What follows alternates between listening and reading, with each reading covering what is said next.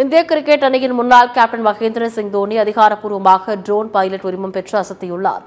சென்னையில் உள்ள கருடா ஏரோஸ்பேஸ் என்ற சிவில் விமான போக்குவரத்து இயக்குநரகத்தால் அங்கீகரிக்கப்பட்ட ரிமோட் பைலட் பயிற்சி நிறுவனத்தில் தோனி பயிற்சியை வெற்றிகரமாக முடித்துள்ளார். அவர் இந்த நிறுவனத்தில் முதலீட்டாளர் மற்றும் பிராண்ட் அம்பாசிடரும் ஆவார்.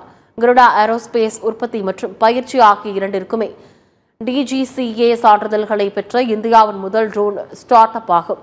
தோனி பயிற்சி மேற்கொண்டது குறித்து கருடா ஏரோஸ்பேஸ் நிறுவனர் மற்றும் தலைமை நிர்வாக அதிகாரி அக்னீஸ்வர் ஜெயபிரகாஷ் கூறுகையில், எங்கள் பிராண்ட் அம்பாசிடரும் முதலீட்டாளருமான MS தோனி தனிப்பட்ட முறையில் பயிற்சியை மேற்கொண்டு பைலட்டாக சான்றிதழ் பெற்றது எங்களுக்கு ஒரு மகத்தான மைல்கல். அவர் மிகுந்த கவனம் செலுத்தி மிக விரைவாக அதை கற்றுக்கொண்டார் என்று தெரிவித்துள்ளார்.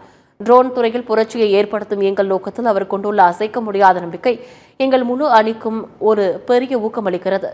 தோனி பாய் ஒரு உத்வேகம் என்று கூறியுள்ளார்.